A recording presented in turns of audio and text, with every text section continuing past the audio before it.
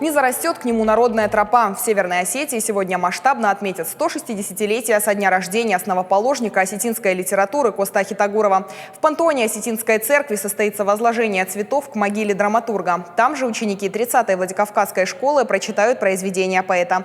А в селении Нар пройдет республиканский литературно-фольклорный праздник. Для гостей будут открыты двери музея Коста. В этом году экспозицию обновили. Запланированы выставки и презентации книг. На родине Костахи Тагурова состоится симпозиум художников Юга России. Праздничную площадку посетят глава Северной Осетии Вячеслав Битаров и президент Южной Осетии Анатолий Бибилов, а также гости из северокавказских республик. Творчеству великого поэта посвящены сегодня уроки в школах, к дате приурочены конкурсы чтецов.